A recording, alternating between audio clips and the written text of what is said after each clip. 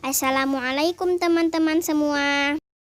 Sebelum kita mulai videonya, Ana akan memperkenalkan diri dulu ya teman-teman.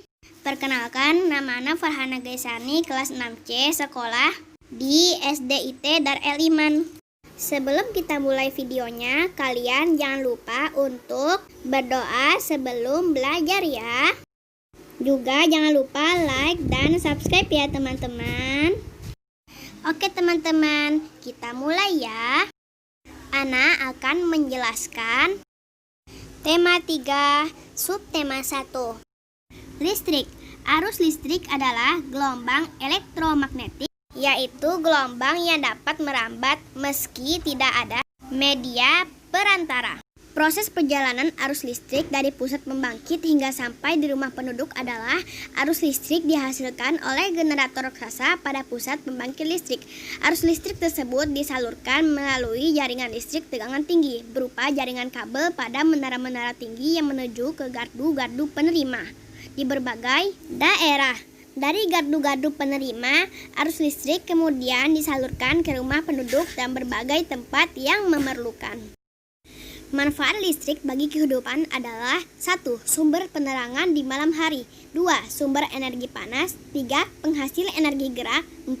Penghasil energi suara, 5. Sebagai pengganti BBM, 6. Sebagai alat bantuan pada alat olahraga, 7. Sebagai sumber pengobatan, 8. Menghasilkan energi kimia, 9. Sebagai alat bantu belajar, 10.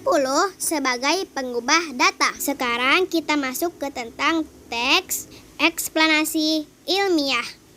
Teks eksplanasi ilmiah adalah teks eksplanasi yang menerangkan suatu proses yang bersifat ilmu pengetahuan alam, seperti gejala alam, terjadinya pelangi, proses arus listrik, dan sebagainya. Teks eksplanasi berfungsi untuk memberikan penjelasan kepada pembaca tentang proses terjadinya sesuatu yang disusun menurut prinsip sebab akibat. Teks eksplanasi terdiri atas pernyataan umum atau pembukaan, deretan penjelas atau isi, dan penutup atau kesimpulan. Bagian pernyataan umum berisi informasi singkat tentang apa yang akan dibicarakan atau diinformasikan. Bagian deretan penjelas berisi urutan uraian atau penjelasan tentang proses dari peristiwa yang terjadi dan dijelaskan secara bertahap atau berurutan. Bagian penutup adalah kesimpulan yang berisi interpretasi atau pendapat singkat penulis tentang topik yang dijelaskan. Sekarang kita masuk ke judul terakhir, yaitu hak dan kewajiban. Hak adalah sesuatu yang mutlak menjadi milik kita dan penggunaannya tergantung kepada kita sendiri. Namun hak kita juga dibatasi oleh hak orang lain. Artinya kita mendapatkan hak dengan tidak mengganggu hak orang lain. Contoh hak anak adalah hak untuk mendapatkan kasih sayang, perlindungan, dan perawatan dari orang tua. Hak untuk belajar dan mendapatkan pendidikan. Hak untuk mendapatkan perlakuan yang layak. Kewajiban adalah sesuatu yang harus dilakukan dengan penuh rasa tanggung jawab. Contoh kewajiban anak adalah kewajiban untuk patuh pada orang tua, kewajiban untuk belajar dan mengerjakan tugas-tugas sekolah, kewajiban untuk membantu orang tua.